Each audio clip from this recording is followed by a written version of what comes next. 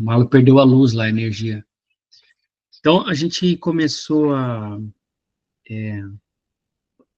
falamos sobre tanta coisa, né, em pouco tempo, assim, então o que eu vou fazer é continuar em cima desse assunto do despertar da existência teorética como um problema acerca das coisas, né, então a gente colocou uma coisa que eu trouxe aqui do Zubiri,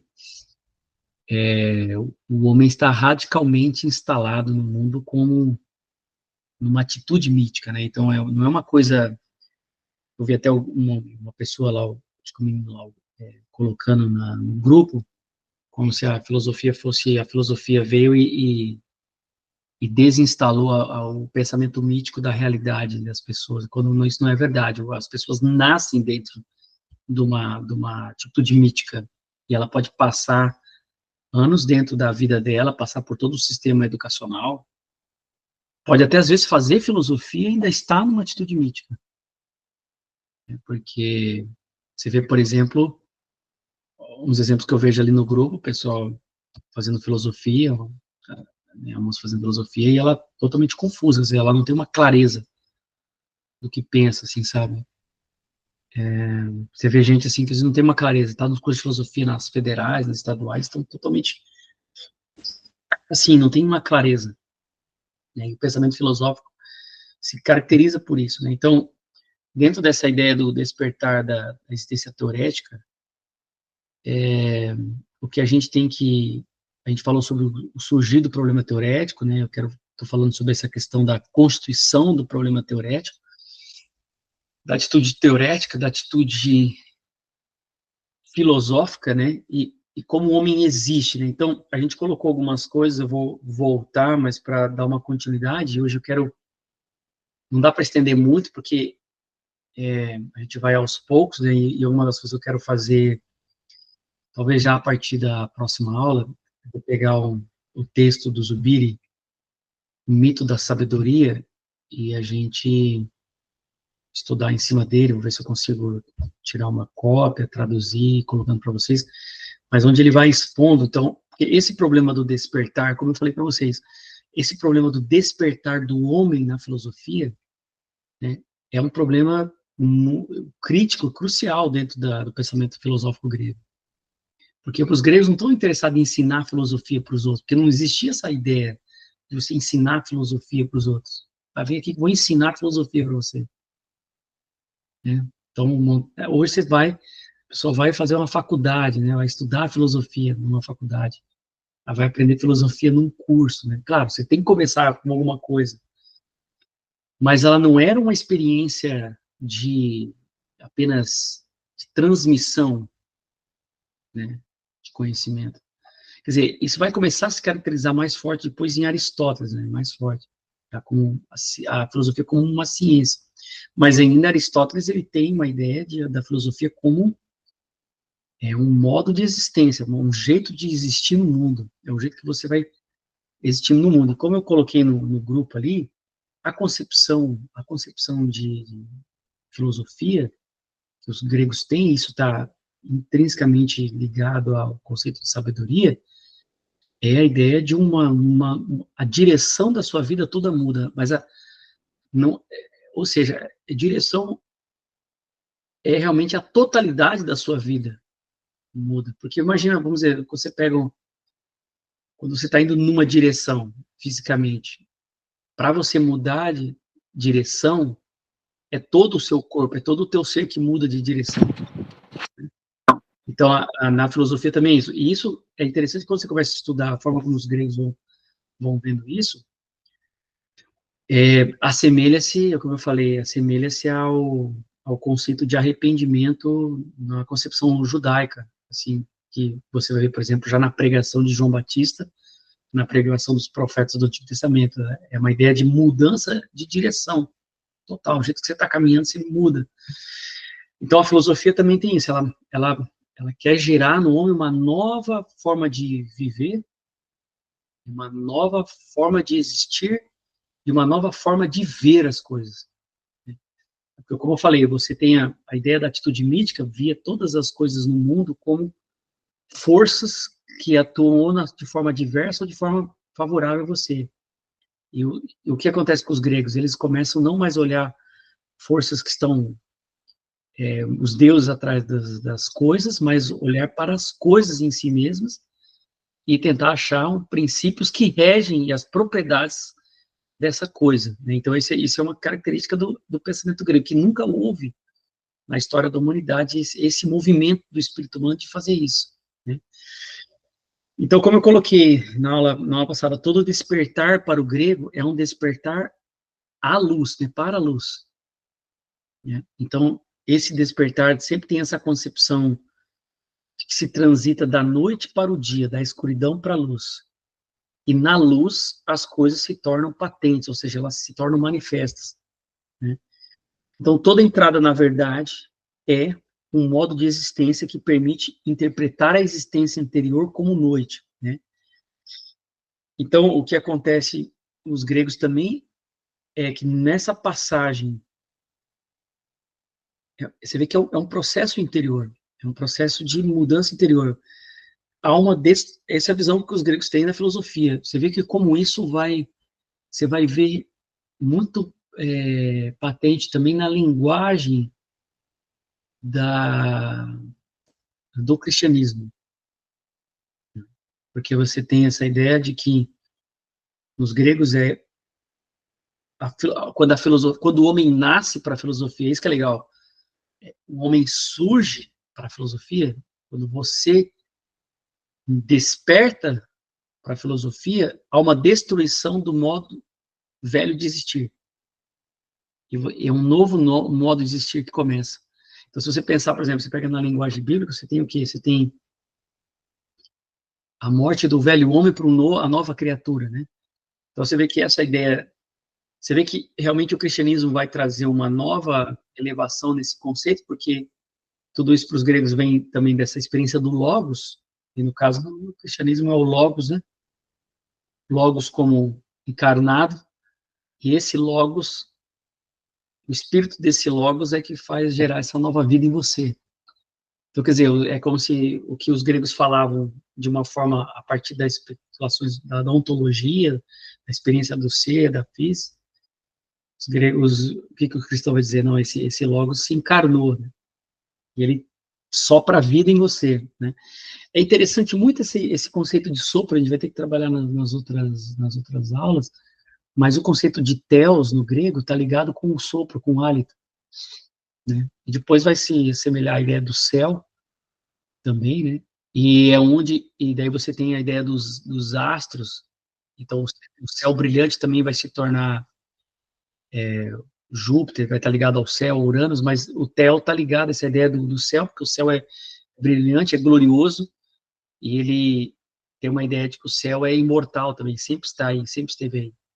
Então, essa ideia do Theos também é a raiz da palavra teorético. Então, ou seja, a capacidade do homem de teorizar é a capacidade divina que existe no homem, que é essa capacidade imortal do homem de compreender as coisas. Então, assim, boa noite, Alex, tudo bom? Então, o despertar sempre é uma destruição do velho modo de existir, né? O despertar para os gregos é sempre um despertar, o que vai mostrar na filosofia, isso tanto no mito da caverna, como depois no processo maiêutico também, que é de Sócrates, é sempre um processo doloroso, sempre, né? Por quê? Porque é interessante que essa palavra doloroso vem porque o homem se encontra numa situação em que ele descobre que ele está numa aporia. E a palavra aporia, ela, na sua tradução grega, ela está ligada à palavra apuros. Olha que interessante, você vê que a gente pensa muito aporia num sentido só de uma coisa dos argumentos, né? Mas a aporia, do jeito que o grego está falando, quando Sócrates ele está fazendo os diálogos socráticos ali, o diálogo com os seus sofistas ou com os seus interlocutores, ele vai levando as pessoas para entrar numa situação de apuro.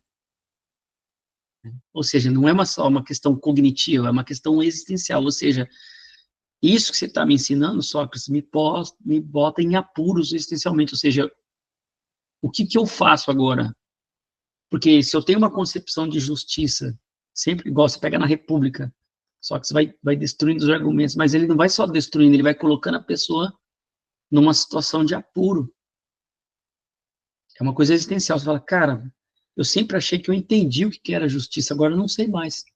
O que eu faço? Então, tô fudido. A situação é essa. Perdão, eu falei assim, mas tô fudido, entendeu? Fudeu com tudo, assim. Então, tipo assim, essa situação é que é a dor da filosofia, que é a ideia da aporia. Então, é uma questão muito mais profunda. Né? Então, não existe... Então, enquanto a pessoa não chega nessa situação, ela não nasce para a filosofia. Então, todos vocês, de uma certa forma, se vocês tiverem esse desejo de aprender filosofia, é porque em algum ponto, em algum momento, você percebeu que você não conseguiria mais viver sem filosofia. Então, você entrou, de uma certa forma, numa situação de aporia existencial. Né? Então, essa que é a ideia. Então, de uma certa forma, todos nós nascemos para a filosofia. Então, é a filosofia que atrai você, não é você que decidiu. Não dá para explicar de forma como que acontece para os gregos, mas de certa forma, a verdade se manifestou sobre alguma coisa para você, que você teve um vislumbre interior e você falou, eu não consigo mais viver não consigo mais viver desprezando o que é a própria filosofia, entendeu? Ou seja, essa atitude, entendeu? Eu não consigo mais. Então, essa é a ideia que eu estava querendo passar tipo, nas aulas anteriores. Então, nessa nova existência do homem, tudo é estranho. Então, essa questão da existência da atitude filosófica, o homem quando nasce para a filosofia, ele é despertado para a luz, ele sente o que se chama de estranheza, ou seja, então, essa nova vida na filosofia, ela não é suave. Ela é, tipo, existe a questão da dor. Então, existe um certo esforço no começo. Existe um certo esforço de adaptação. Existe um certo, por exemplo, quando a gente for entrar depois no mito da caverna, o Alex estava falando que nas próximas aulas eu vou começar a trabalhar esse mito da sabedoria, como Platão coloca, e como Platão vai mostrando esse despertar do homem, sabe? Pegando os elementos que estão ali para a gente começar a ver, assim, eu vou trazer o que o Zubiri fala, mas então essa questão da aporia, do apura, o que é isto, né? O que é isto? O que é isto a filosofia, né? O Heidegger tem um livro chamado O que é isto? Filosofia. Dessa perplexidade dolorosa, né? Então, o despertar enquanto tal, quando você é desperto para a filosofia, esse despertar é um problema que envolve, não é só um problema que envolve uma questão cognitiva, uma questão de argumento, mas é um problema que envolve a totalidade da vida. E uma das coisas do filósofo é o fato de que, como Sócrates, o Platão fala na República, o filósofo é o que ama a totalidade das coisas. Por quê? Porque o filósofo percebe que tudo, de uma certa forma, afeta a totalidade das coisas, tudo. As partes afetam a existência do todo. Então, tudo está conectado, né? E tudo você percebe você está envolvido nessa totalidade. Não sei se estão querendo entender o que eu estou querendo dizer, mas o que sabe onde vocês entendem. Mas tudo está conectado, tudo está entrelaçado na vida, né? Tudo está entrelaçado. E para os gregos, o que gera esse entrelaçamento da realidade, a totalidade das coisas, é o logos. O logos é o que faz a costura de tudo. Isso é o que os gregos ensinam, isso que eles perceberam, né? Então, quando o homem é despertado para essa luz, para essa filosofia, ele é instalado num novo modo de existência. Então, eu fiz algumas anotações. Então, quando você é desperto, o que acontece é você decide viver desperto, quando já se despertou para a verdade. Você não, por isso que é interessante isso aqui vai estar muito depois em Santo Agostinho, no cristianismo, assim, quando você desperta para Deus, para a fé, você é despertado, e você decide, então, viver desperto, mas é você que é levantado, nunca é você não ressuscita sozinho, é Cristo que chama Lázaro para fora, né, essa ideia do cristianismo, vem para fora. Então, a ideia é assim, ou quando ele fala para Pedro, vem até mim, né, e Pedro caminha nas águas, sempre é a palavra de ordem que vem de fora e que faz você andar, ou faz levantar o aleijado. Então, é a mesma coisa. Então, na filosofia, esse despertar vem de fora da verdade, e então você consegue decidir viver desperto, né? Então, pode-se pensar que o homem decide viver desperto. Essa é a ideia que a gente vai pensando nessa nova existência teorética, né? Então, não é uma decisão livre, porque, como eu disse, a verdade arrasta o homem para a verdade, para si, né? Então, o que vai acontecer dentro dessa concepção de um novo modo de existência? O que eu quero falar hoje um pouco, estou fazendo essa retomada, é sobre o conceito das escolas filosóficas, né? Então, a primeira escola que vai começar a tomar essa forma de uma nova modo de existência são os pitagóricos, né? Então, existe essa discussão, por exemplo, o Zubiri, ele não coloca, assim, Pitágoras como existindo, né? Ele traz uma ideia ali, ele cita alguns autores que duvidam da existência de Pitágoras, né? Seria mais como uma lenda. É uma discussão que existe, né? O próprio Mário Ferreira dos Santos, ele já acha que realmente existiu, né? Então, mas os pitagóricos existiram, então isso é um fato. E os pitagóricos, eles vão fazer dessa ideia, dessa afirmação, essa afirmação que chama uma nova existência humana, um novo modo de existir, como eles vão criar uma escola, eles vão trazer essa afirmação no sentido quase até religioso. E aqui entra o problema do orfismo, né? Porque o que os pitagóricos vão propor não é tanto uma escola científica, mas uma escola que é a ideia de uma reforma religiosa. Vocês estão captando o que eu estou falando, gente? Tá de boa? Pode continuar? Alguém tem alguma pergunta ou tá de boa? Não, continua. A pergunta depois. Então, vamos lá. Então, assim, o que a gente tende, muitas vezes, o pessoal vai falar assim que o orfismo trouxe uma influência na filosofia. Mas quem vai fazer essa primeira, pegar o orfismo vai ser os pitagóricos. Então, mas o que os pitagóricos vão fazer? Porque o orfismo ele vem da Trácia, né, da região da Trácia, e Pitágoras está ali na região da Itália, né? Eles vão adaptar, então, os pitagóricos são a primeira adaptação do orfismo, eles vão adaptar o orfismo. Né? Então, aquela ideia da dualidade, dos ritos, né? E porque o orfismo se caracteriza principalmente pela ideia dualista do homem, da alma e do corpo. Isso vai estar presente em Pitágoras, né? E nos gregos eles vão trabalhar essas duas ideias, que é a da soma e a sema. Porque soma é o corpo, e a sema é o túmulo, né? Então, são muito parecidas. E o orfismo se caracteriza pelos ritos, né, que são chamadas orgias, né, e isso produz, essas orgias levam as pessoas ao delírio, né, a frenese, e no grego é chamado também de manias, as manias. Então, só que o que vai acontecer? Não há eles pegam elementos do orfismo, mas não é, mas o que o Pitágoras vai fazer, os Pitágoras vai fazer é uma reforma religiosa dessa seita, desse orfismo. Então, você não tem uma ideia de uma evolução, assim, como do orfismo, foi uma evolução mais racionalizada, não, mas é uma reforma, uma troca, é realmente uma modificação do orfismo, né, com outros elementos. Então, isso que vai acontecer na filosofia.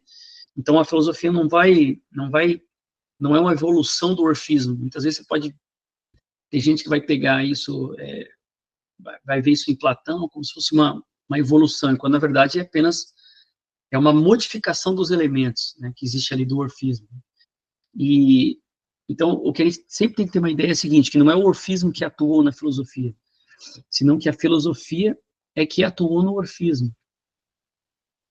Então, dentro desta atuação, os pitagóricos eles vão trazer o problema seguinte, então o problema da existência da verdade. Então, a verdade para o homem nessa nova atitude, para os pitagóricos, seria o que eles vão falar de uma... A verdade não é uma coisa que você apenas conhece, é uma ideia, a verdade é uma moradia, é a forma como você mora no mundo, é a forma como você habita no mundo, ou seja, a verdade nos pitagóricos começa a tomar uma forma de uma ética, porque a ideia de ética dos gregos é a ideia de a forma como você habita o mundo, a forma como você existe no mundo, é o seu agir, o seu existir no mundo. Então, como é que você habita no mundo? Então, você habita a partir da verdade. A verdade não é apenas uma coisa conceitual, a verdade é uma coisa existencial, é uma morada, é como se fosse um lugar. Você está na verdade. Então, e eu acho isso assim, eu acho fascinante essa ideia que os pitagóricos trazem, né? Então, a instalação do homem nessa nova moda de existência, que é a filosofia, né, como os pitagóricos começam a trazer, não é apenas uma simples aventura de conhecer a verdade, mas é uma moradia do homem na verdade. Né? Então você, cara, como que eu poderia... Eu gosto bastante de fazer, às vezes, relações com um texto bíblico, porque eu vejo que as duas se assemelham muito, assim. Por exemplo, a ideia do povo saindo do Egito, essa figura, essa imagem que você tem no Antigo Testamento, né, da travessia do deserto, se você pensar, por exemplo, o homem sai de um novo estilo, de um velho estilo de vida, ele atravessa o deserto, ou seja, é a ideia da dor, né? E cada momento dessa dor é um momento novo, é um instante novo, a caminho em direção de uma morada. Né? Então você tem a ideia da promessa, né? Da terra prometida. Né? Então você tem a ideia de um novo lugar que você vai morar, de uma morada. Aquele lugar é prometido para você, que manda vida, leite, mel, tá, como aquela ideia que tem do povo ali com Moisés, entendeu? Depois vai vir Josué e tal. Então, a ideia da filosofia, cara, é o mesmo movimento. Se você pensar, hoje, quando eu vejo, eu leio assim, isso aqui, eu falo, cara, é o mesmo movimento. Você estuda teologia bíblica, é o mesmo movimento. E depois, o que Santo Agostinho vai fazer? Ele vai pegar a mesma ideia do povo de Israel, essa história de Israel, ele vai dizer que é a história que o cristão vive dentro do seu espírito. Né? Que é essa caminhada interior, entendeu? E quando você... Então, essa ideia, por exemplo, você pega, por exemplo, o cristianismo, você tem a ideia... Toda a centralidade do cristianismo está no Calvário. O Calvário é um monte. Né? Então, você pega... o ministério de Jesus começa no batismo dele, e aquele batismo, as águas, na posição judaica, significa a morte. Por isso você tem a ideia do dilúvio, né? Deus está batizando o mundo, Deus está julgando o mundo com morte, com as águas do dilúvio, né? Na morte, Deus salva, interessante que Deus salva, né, uma família, é Deus que fala para fazer, Deus que fecha a porta da arca. Então você tem essa ideia, a ideia de uma caminhada também. A caminhada do Calvário é também uma caminhada de dor, né? Quer dizer, então você tem, cara, isso é muito, não sei se estou, cara, fantástico, eu acho fantástico isso daqui, eu acho assim, excepcional isso daqui. Isso tá nos gregos, está em Sócrates, está em Platão, né? Então você tem o que eu falei na aula passada, e de repetir agora, o que acontece é que os pitagóricos começa a surgir a ideia das escolas filosóficas, né? Então, as escolas filosóficas, elas não são, as pessoas não vão às escolas, junto às escolas filosóficas, só porque querem estudar alguma coisa, mas é porque a ideia é de pessoas que foram atraídas pela verdade e elas querem viver essa verdade de uma forma nova. É porque elas sentem que elas não conseguem mais viver do jeito velho, então elas querem viver de um novo modo de existência. Então daí começa a surgir no mundo antigo as ideias das escolas. Então você vai ver todas as escolas filosóficas, que vai ter as escolas socráticas menores, aí os neoplatônicos, isso começa com os pitagóricos, e aí você vai tendo os céticos, os epicuristas, os estoicos. Então, a ideia de escola é a ideia de pessoas que foram despertas para a verdade, e essa verdade, ela não é uma verdade de um grupo, ela é a verdade de todas as pessoas, porque todos nós vivemos no mesmo mundo, só que essas pessoas foram despertas, elas não estão dormindo, enquanto as outras estão dormindo ainda.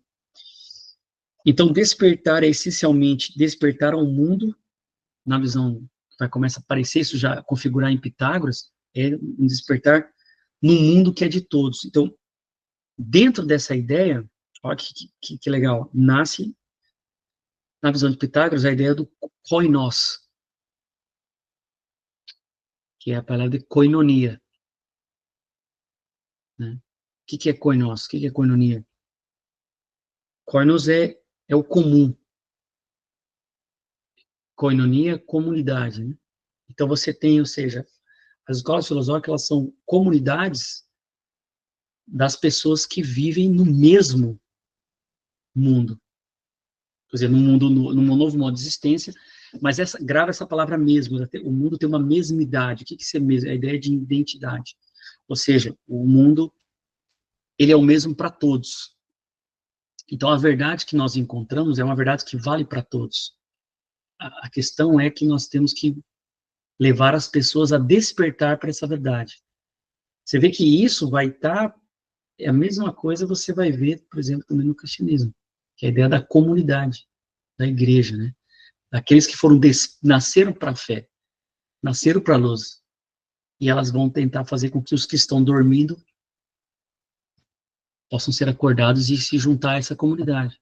Então, tipo, a comunidade da fé, a igreja, é aqueles que foram despertos para a luz, e vivem na luz, vivem em Cristo, quer dizer, Cristo se torna a minha morada, né? Cristo se torna o meu espaço. Então essa são ideias que começam a surgir na Grécia, a ideia das escolas filosóficas. Né? Então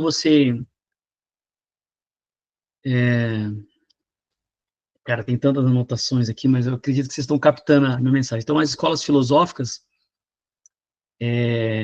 elas vão se formando na ideia de que você tem que entrar num mundo novo. E todos estão unidos por uma verdade, que eles reconhecem essa verdade, mas não é só isso, né? Eles estão unidos por uma estranheza comum. É a ideia da perplexidade.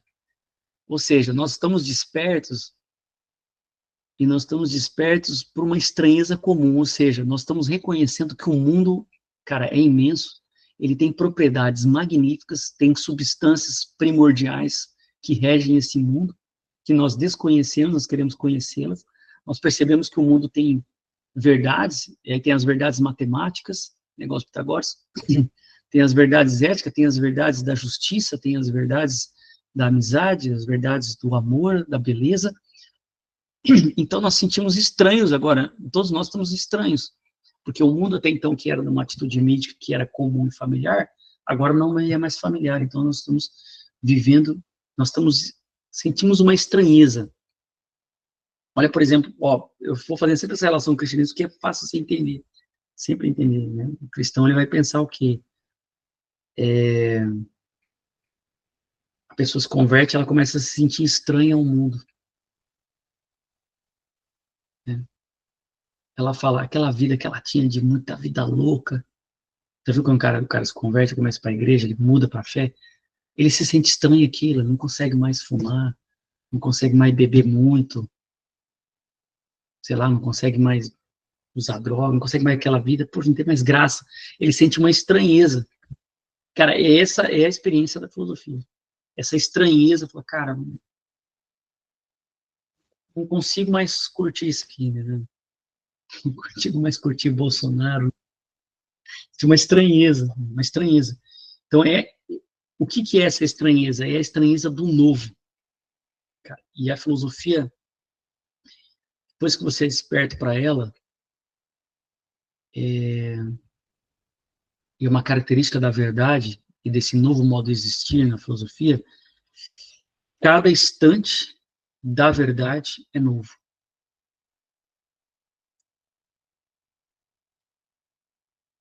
Cada instante, na verdade, é novo, que faz você estranhar o novo. Então, você sempre está aprendendo algo novo. Sempre você está... Eu, por exemplo, nunca consegui enjoar da filosofia.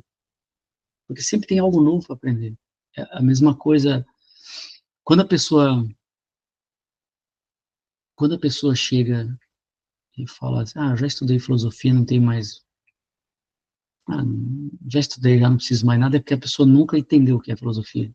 Mesma coisa a teologia. Se a pessoa estudou teologia 4 anos numa faculdade, fala, não, já estudei teologia, não preciso... Cara, se você realmente for desperto para teologia, você vai ver que você não sabe nada da teologia, você precisa ficar a vida inteira estudando, a mesma coisa a filosofia.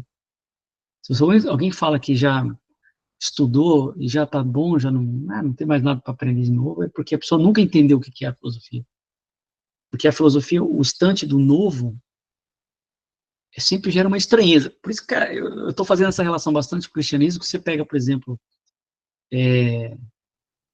exatamente, mano. Você pega, por exemplo, a experiência dos discípulos com Jesus. Né? Jesus é a verdade ali encarnada. O que acontece a todo momento? É sempre o novo. Os caras não sabem o que ele vai fazer, o que vai acontecer. Sempre um negócio inusitado. Até a morte para eles dele é inusitada, depois a ressurreição. Vocês não entendem nada que está acontecendo. Meu Deus. E essa é a experiência também da filosofia. Né? Então é aquela frase de Pedro, né, professor? A quem iremos, Senhor, se só tu tens a palavra de vida eterna? Coisas mais atuais, assim, né? Impressionantes, por assim dizer. É como se a escama caísse dos olhos, de fato. Porque o que acontece com as pessoas, quando veem Jesus, por exemplo, o que acontece? Ele pergunta, né, o que as pessoas dizem que eu sou? Uns falam que você é Jeremias, outros falam... Porque as pessoas... olha só isso, tá vendo? Isso é uma característica da atitude mítica, muitas vezes, que é você busca o familiar. Então, você vê uma coisa estranha e fala, não, esse cara aí acho que é Elias. Esse cara não sei. Então, aquilo que é estranho, você tenta primeiro dar uma resposta com uma familiaridade. E aí, tenta resolver aquela situação. E você escapa, você perde a beleza da verdade dentro de você, que às vezes você não tem a palavra para dizer.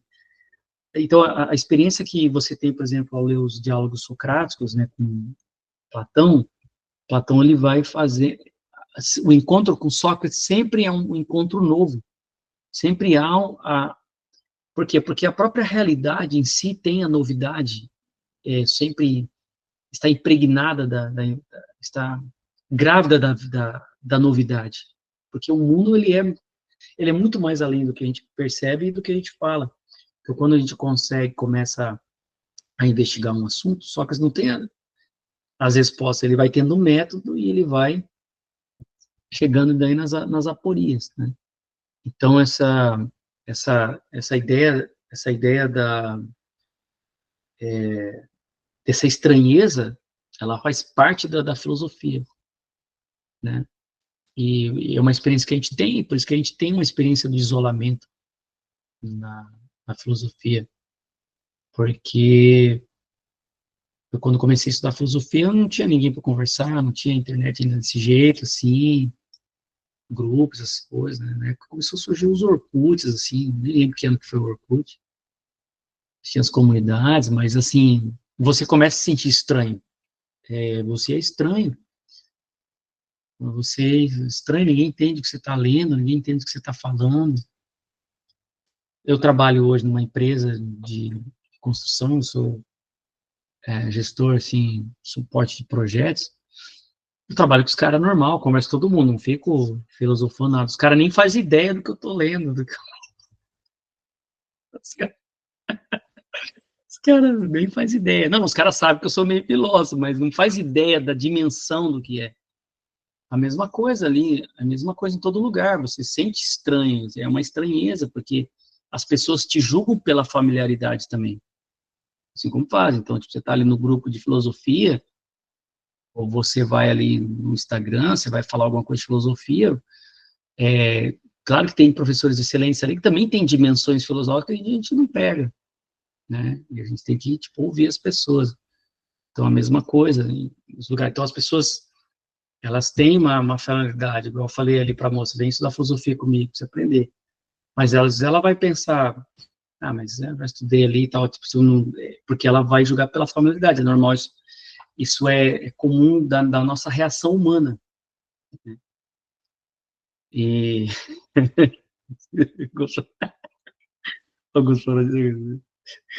Então, assim, a escola filosófica, quando você vê uma escola filosófica, e é isso que é legal ali, começa, só que você não montou uma escola, né? Quer dizer, ao entorno dele foi se juntando, mas a escola se torna um grupo dos despertos, dos que vivem a mesma verdade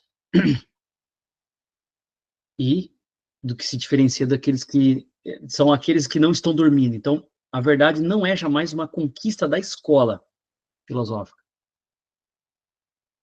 Isso é isso que é interessante, porque a característica da seita é a ideia de que a verdade é uma conquista da seita. Mas uma escola filosófica é o contrário, a escola é uma criação devido à verdade. Então, quando uma escola ela se julga detentora da verdade, então ela começa realmente a ter um cara cedo. Quando ela é formada, é o contrário, devido à verdade é que nós existimos. Então, nós somos uma comunidade em torno da verdade. Não é nós que conquistamos a verdade, é a verdade é que nós existimos devido a ela. Né? Então, os pitagóricos, eles trouxeram o problema que o fato de um homem existindo na verdade forma parte do mundo e tanto intimamente que o mundo lhe pertence. Então, na visão dos pitagóricos, que eles vão começar a trazer isso, é a grande contribuição deles na história da filosofia dentro desse processo grego, o mundo, agora, ele é patente a todos nós, ele é o mesmo mundo de todos. Né? Então, nós podemos descobrir e desvendá-lo, nós podemos descobrir a verdade dele. Né?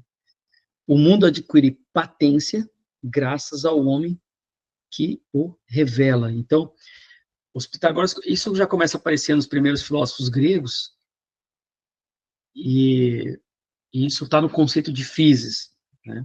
Os pitagóricos vão trazendo isso de uma forma bem interessante no sentido dessa ideia de comunidade, que o homem, isso que é legal dentro dos gregos, o homem e o mundo, a realidade, tem a mesma unidade, existe uma unidade radical ontológica, né, que é a physis. Então, nós temos às vezes essa impressão de que nós somos separados da physis, mas nós também somos physis, integramos a physis, essa totalidade da realidade, e como parte da physis, nós temos o logos interno, que tem a capacidade de dizer e de falar e revelar o ser. Então, ou seja, o ser da realidade, o ser da physis, ele é revelado pelo logos humano. Entendeu? Então, é como se fosse é como se o homem tivesse essa função dentro da physis, de revelar a verdade. Então, essa é a nossa função ontológica no ser.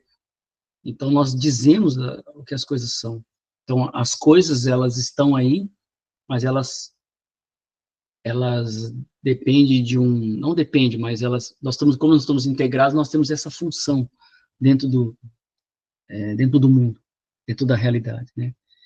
Então, essa é o que eu queria passar para vocês hoje, né? Então, essa comunidade filosófica, ela é uma comunidade de uma existência filosófica, né? E a grande contribuição do pitagorismo na filosofia, dentro dessa ideia do saber corético, fez com que a comunidade religiosa do orfismo se convertesse em uma escola filosófica. Então, o pitagorismo, ele faz uma reforma religiosa, né? E aí começa alguns problemas na filosofia que a gente...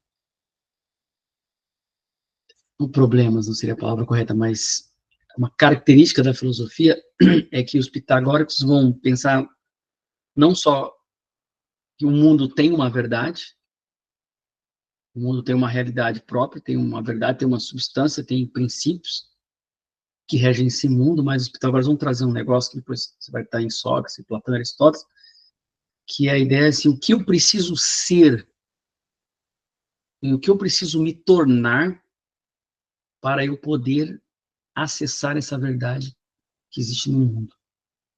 Então, entra o problema do método.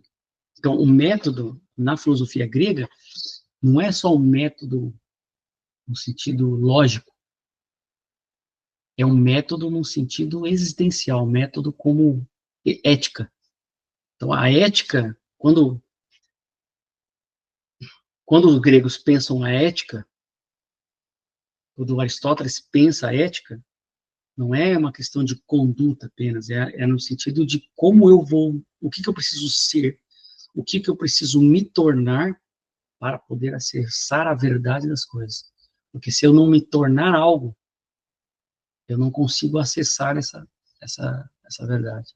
Eu sei que existe uma verdade, mas existe um jeito de ser que eu tenho que ser, que eu preciso trabalhar em mim mesmo para poder ver com mais clareza.